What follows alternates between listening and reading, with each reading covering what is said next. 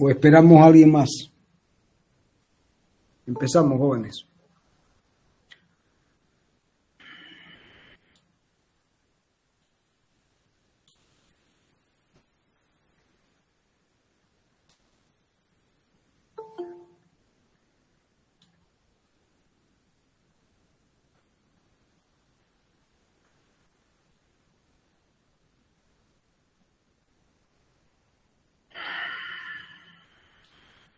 ¿Se ve la pantalla?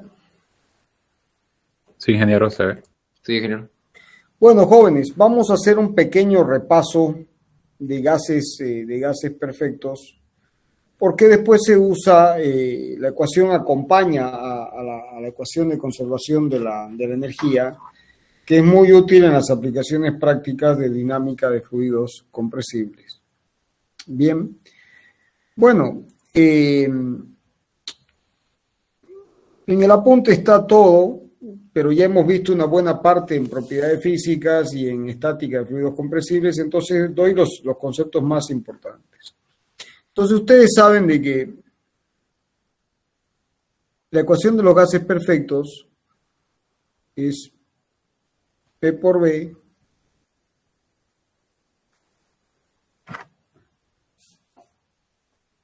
P por B es igual a nRT. Bueno, y esta no es otra cosa que una manifestación del principio de conservación de la energía. Lo que está diciendo es que si uno tiene un recipiente estático, un sistema estático que no se mueve, entonces la presión interna puede generar una expansión, o si uno hace un trabajo de afuera, ¿no? Esto es cuando hay una expansión, o si uno hace un trabajo de afuera, puede generar una compresión. Bien, esto es una expansión y esto es una compresión. Hasta ahí no hay nada nuevo. Y ustedes saben que si uno tiene un émbolo, por ejemplo, y uno aplica una fuerza a un área A,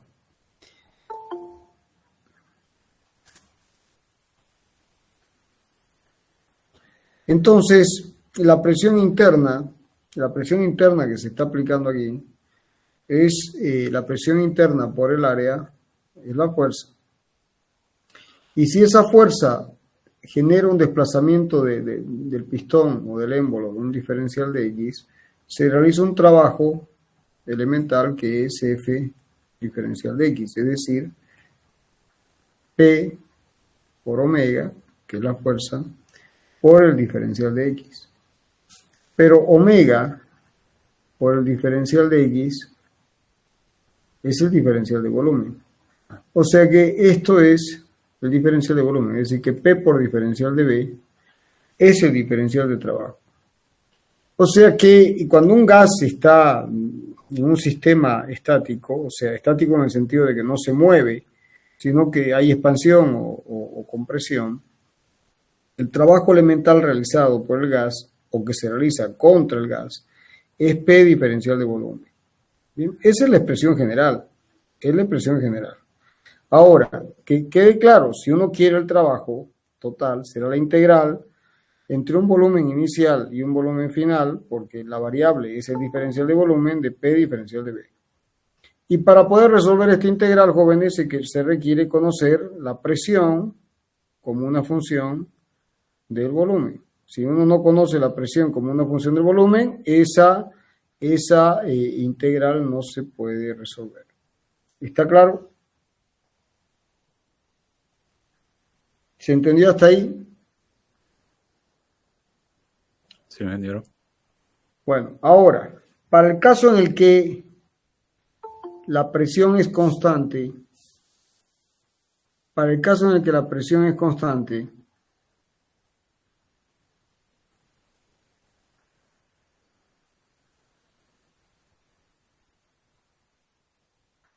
para el caso en el que la presión es constante, esto sale fuera de la integral, es decir, W es igual a P por diferencial de B. entre un volumen inicial y un volumen final. Es decir, esto es P por el delta V, que es la expresión general para presión constante. Bien. Ahora, depende qué sistema se utilice, ¿no? Por ejemplo, en termodinámica ustedes usan mucho que el cambio en la energía interna, es igual al trabajo realizado menos el calor cedido, ¿no es cierto? Es básicamente esa la expresión. En este caso, si este es el sistema y el sistema realiza trabajo, es positivo. Y si el sistema cede trabajo, esto es menos más Q, así. Es positivo. Ahora, si esto recibe, es negativo. Y si esto recibe, si se recibe trabajo, es negativo. Ahora, también, si se cambia el sistema de referencia, uno puede decir que delta U es igual al trabajo más Q. Es decir, si el sistema recibe trabajo de afuera, es positivo. ¿De acuerdo? Y si recibe calor, es positivo. Y si entrega calor, si realiza trabajo, es negativo. Y si entrega calor, es negativo, ¿no? Depende de qué convención se use, ¿no? Depende cómo es la convención y qué es lo que uno... Lo importante es entender el concepto, ¿no es cierto? Es entender el concepto, ¿no? Ahora quiero asegurarme de algo.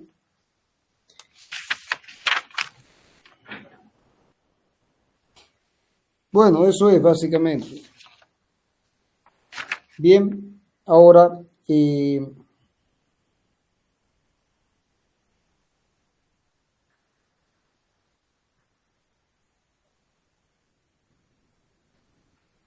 bien, hasta ahí se entendió, ¿no es cierto? Sí, ingeniero. Ahora, si uno tiene que P por B es igual a nRT, esta es la constante universal de los gases. Entonces, uno puede expresar como ρ es igual a masa sobre volumen. Entonces, esto implica que el volumen es igual a masa sobre ρ. O sea que uno puede poner que P por el volumen, que es la masa sobre ρ, es igual a N por R por T. O sea que P sobre ρ, que es otra forma de escribir la ecuación de los gases perfectos, es igual a N sobre la masa, ¿no es cierto?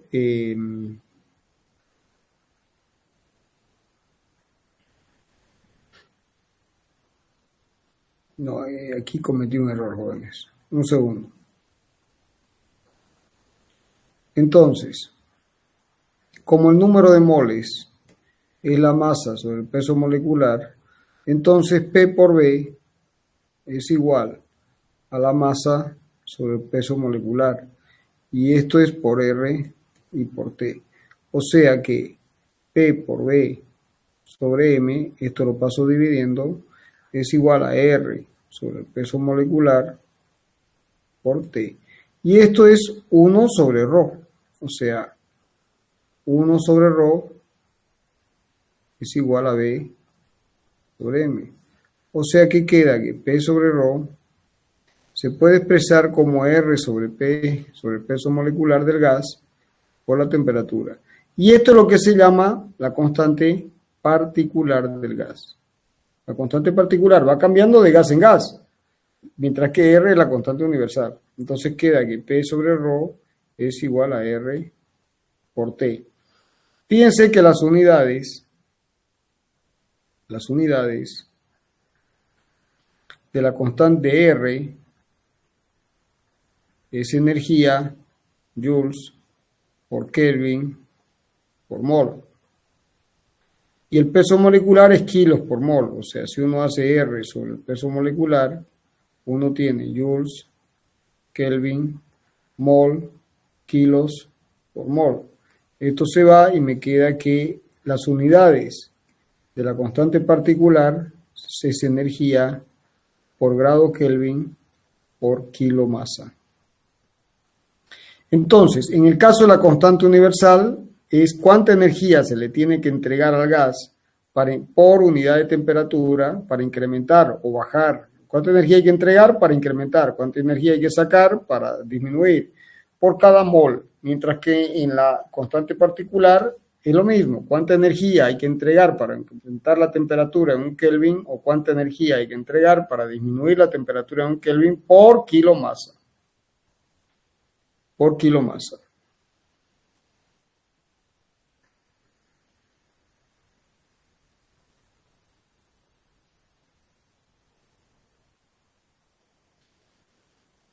Bien, básicamente es eso.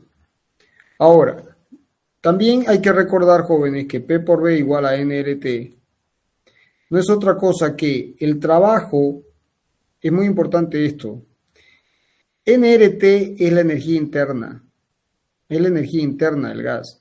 Entonces, si uno le entrega trabajo acá, si uno le entrega trabajo al gas, ¿no es cierto? Aumenta su energía interna. O sea, si este es el cambio en la energía interna es trabajo entregado es positivo. ¿Por qué? Porque si uno le entrega trabajo, aumenta la energía interna. Y si el sistema cede trabajo, es negativo. Entonces esto se puede expresar como más Q. Cuando cede, esto toma el valor negativo. De la misma forma, si uno le entrega calor, es positivo, ¿no? Y si el sistema realiza trabajo, necesariamente es negativo, se tiene que enfriar, baja su energía interna. O sea que el trabajo que recibe el sistema por contracción o expansión, o el que cede el sistema, tiene que ser compensado, es igual al cambio en la energía interna, nRT. ¿Se entendió eso? Sí, ingeniero. Sí, ¿Todos lo entendieron, jóvenes? sí, ingeniero. Sí, Bueno, ingeniero. en termodinámica se usa la letra U para la energía interna y nosotros usamos la letra E. Es lo mismo. ¿De acuerdo? Entonces, si esto es la energía interna,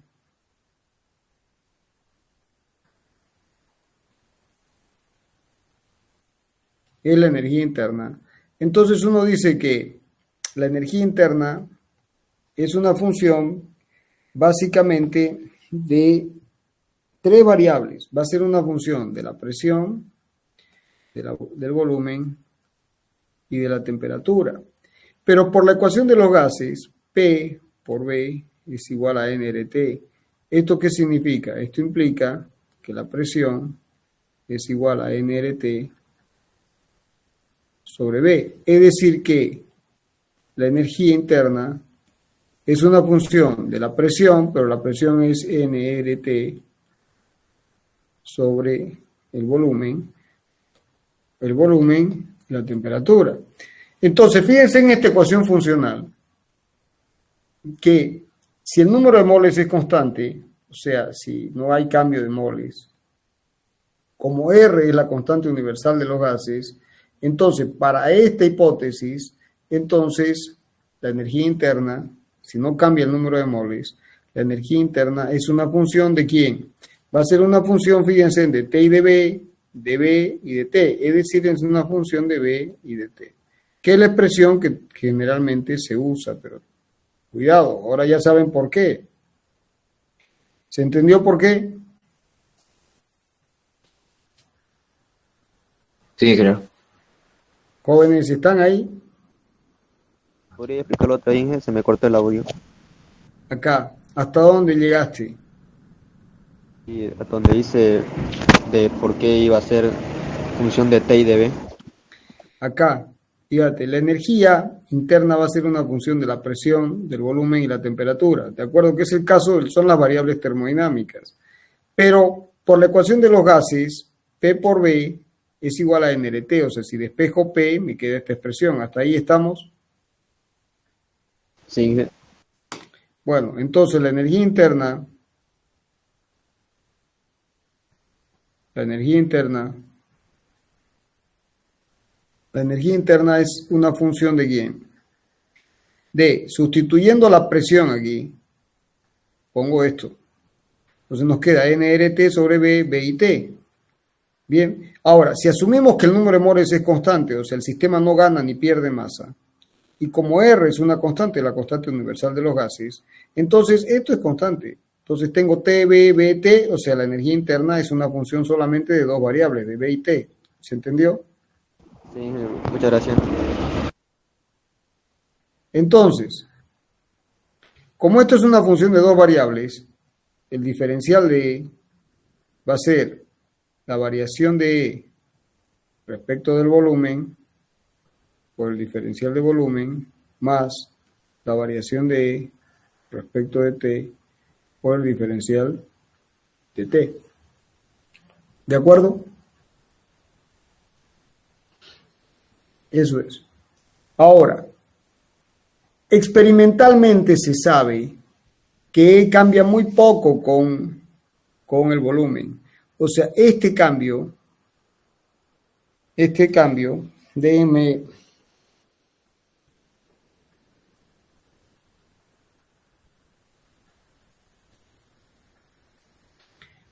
entonces, este término de respecto de B es muy pequeño.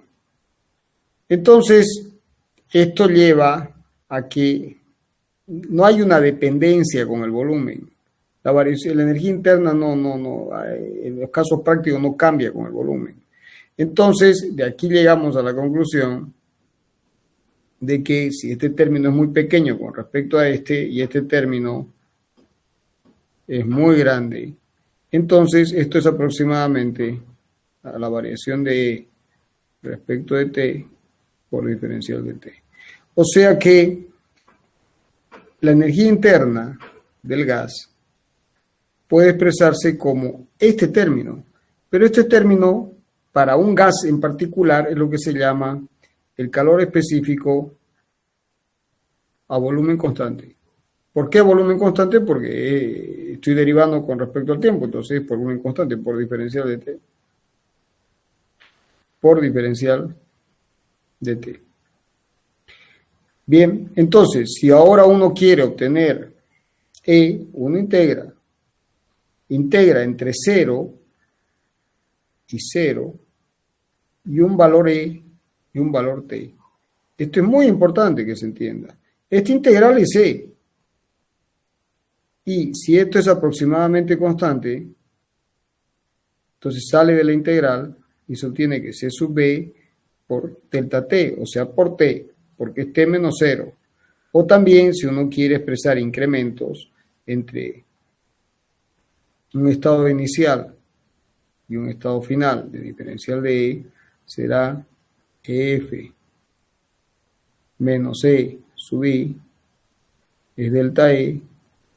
Esto va a ser igual a CB por un delta T, ¿no? Porque esta integral será entre un T inicial y un T final de C sub B por diferencial de T, es decir, CB por delta T. ¿Qué es esto? Esto es en términos de incrementos y esto es en términos de valores absolutos. Pero miren que, cuidado con esta expresión, porque esto lo que está diciendo es que para el cero absoluto, la energía interna es cero, por definición. Es decir, un gas, a medida que uno, si esta es la escala de temperaturas absolutas, y este es el cero absoluto,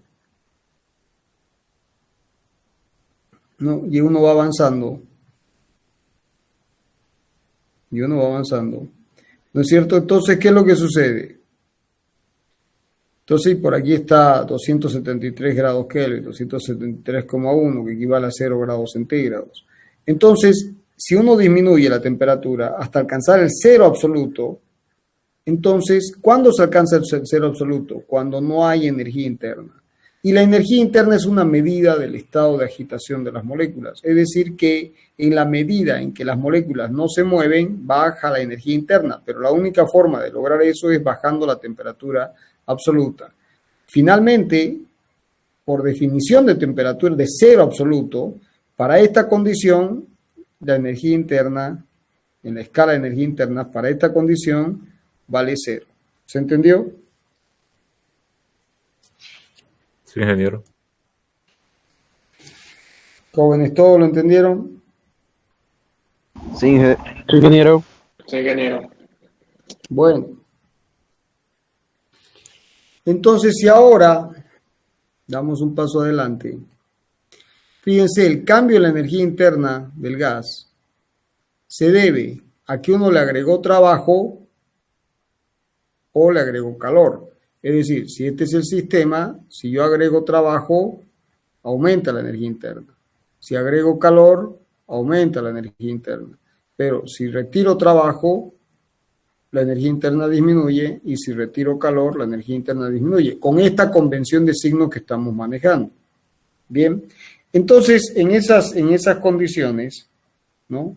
P por B es igual a nRT. Ahora, si consideramos el diferencial de esto, hacemos una expansión o una compresión a presión constante, o sea, P igual constante. Entonces, como esto, y hago el diferencial, me queda que P diferencial de B, porque P es constante, va a ser igual a NR, que es una constante, P constante y N constante, o sea, no hay intercambio de masa.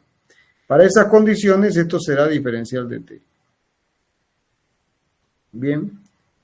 Bueno, pero P por B, P por diferencial de B, no es otra cosa que el diferencial de trabajo.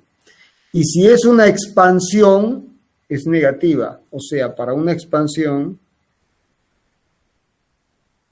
a presión constante, entonces tengo menos P de B es igual a NR diferencial de T. Y si voy esto aquí, nos queda que diferencial de E es igual a menos P diferencial de B más diferencial de Q. ¿Estamos? Estamos, ingeniero. Bueno, entonces si ahora dividimos por diferencial de T,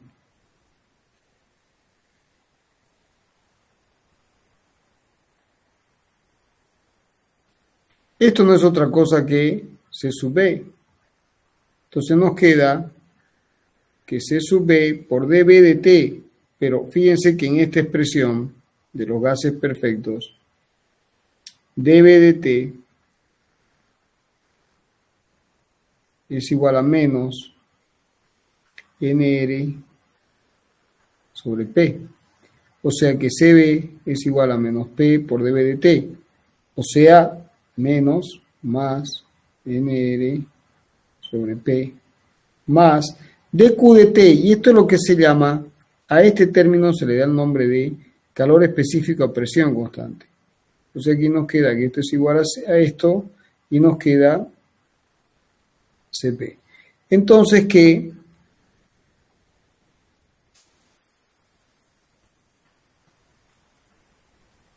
nos queda que N veces R es igual a Cb, N veces R es igual a Cp menos Cb. ¿Estamos de acuerdo? ¿Está bien? ¿Está bien o no está bien? Cp es Cb más R. Cp es Cb más R. ¿Está bien? Entonces, fíjense ahora lo siguiente, que si ahora trabajo con calores específicos por unidad de, por mol, esto será R, si divido por N. Entonces, estos son los calores específicos por unidad de mol. O sea, esto es Joule por Kelvin por mol. Y esto es Joule por Kelvin por mol. Y fíjense que, en definitiva, la constante universal de los gases resulta ser igual a C sub P por unidad por mol menos C sub B por mol. Bien, y de aquí experimentalmente se sabe que un gas monoatómico CP y CB tienen el apunte, o sea, para un gas monoatómico, CB resulta ser igual a 3 medios de R y CP vale, como tiene que cumplirse esta condición, vale 5 medios de R. Y para gases diatómicos tienen las expresiones en el apunte. Bien, bueno, ahora damos un paso adelante para concluir este análisis y ¿se entendió hasta acá, jóvenes? Sí, ingeniero, se entendió. Bueno, entonces ahora vamos a definir un factor que es el factor K, que es C sub P molar sobre C sub B, o también CP sobre CB, porque como es por mol, da lo mismo, se están cancelando, ¿no? Entonces, cuando el flujo es adiabático,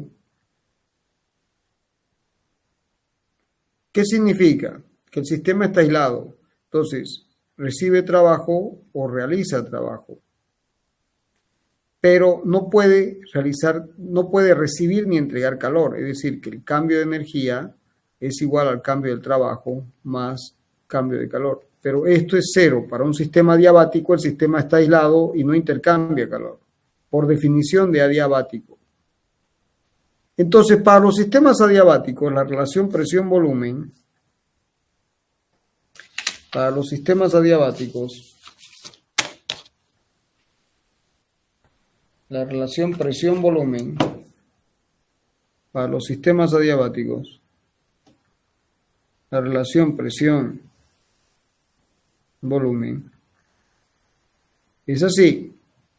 Pero esto cumple con la condición de que P por B a la K es una constante. Y este es el exponente de la politrópica. La politrópica es la relación presión-volumen. Entonces, por ejemplo, si el proceso fuera isotérmico, PB y T es igual constante, ¿no? Esto es así. ¿Y esto cuánto vale? P por B igual constante. Es decir, el exponente vale 1. En un proceso isotérmico el exponente vale 1. Y en un caso general es P por B a un factor A igual constante. Donde este es el exponente de la politrópica. Puede valer 1 como puede valer K. Cuando vale K es adiabático. Bueno, y ahí tienen en el apunte, jóvenes, las demostraciones. Es álgebra. Es simplemente álgebra. No hay que integrar, no hay que hacer nada, ¿no? Simplemente es álgebra. Cuando el flujo es adiabático, P por B a la K es constante. P sobre ρ a la K es constante, o también se tiene otra expresión que es T a la K, que es muy usada, que es T a la K sobre B a la K menos 1 igual constante. Y esta expresión en particular se llama ecuación de Laplace.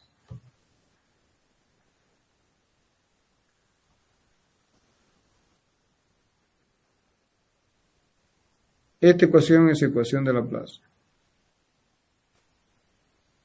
¿Estamos?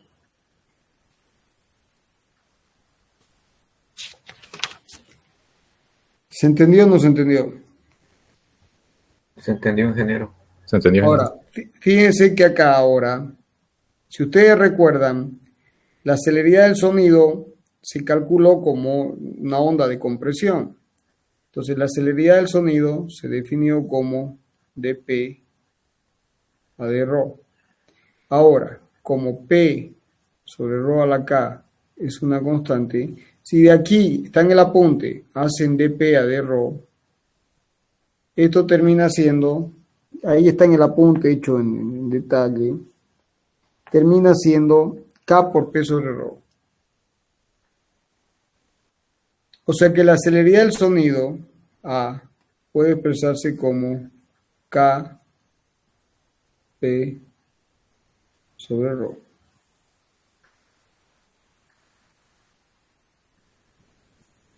Kp sobre ρ. Bien, Kp sobre ρ. ¿Estamos de acuerdo? Pero P sobre ρ, jóvenes, por la ley de los gases es RT. O sea que esto nos lleva a que la celeridad del sonido también se puede expresar como KR por T. KR por T, ¿no? Que es la expresión KR por T. Bueno, eso. O también como esto puede expresarse en función de CP como R es CP menos CB. Y si dividimos por el proceso molecular, también se obtiene que A se puede expresar como K por, como está en el apunte, K menos 1 por CP por T. Bueno, y esto es fíjense que la variación es parabólica. Esta es una ecuación, como K y R son valores definidos para el aire, esta es una ecuación del tipo I igual a raíz de X, es así. Donde esto es solamente un factor, ¿no? I igual a raíz, en este caso es A y esto es T. Entonces esto es A igual a una constante por la raíz de T. Y esta constante vale la raíz de K menos 1 por CP. Bueno, y ahí en el apunte tienen los valores para el aire. Es bueno que lo tengan anotado, porque el aire es uno de los fluidos que más se usa en la práctica, en la ingeniería. Entonces, por ejemplo, K vale 1,45 a 273 grados Kelvin. K vale 1,45, R, que es la constante particular, 287 joules por kilo por Kelvin. Y el calor específico a presión constante vale 1,02 por 10 al cubo joules por kilo masa por Kelvin. Bien, y son valores que tienen que tener en mente. ¿Se entendió, jóvenes? Sí, ingeniero, se entendió. Bueno, hasta aquí. Hasta aquí. El miércoles, conservación de la energía. Bien, para fluidos compresibles. Ya vimos conservación de la masa, ya vimos conservación de la cantidad de movimiento, y hoy vimos un recuerdo de la ley de los gases y de los términos que interesan para la dinámica de fluidos compresibles. Bien, entonces nos queda cerrar el capítulo y se cierra el capítulo con la ley de conservación de la energía, que además es la más importante desde el punto de vista de las aplicaciones prácticas, ¿de acuerdo? Entonces, bueno, con eso prácticamente la clase que viene terminamos. Bien, nos queda muy poco. Con eso terminamos el capítulo de dinámica de fluidos compresibles. ¿Alguna pregunta?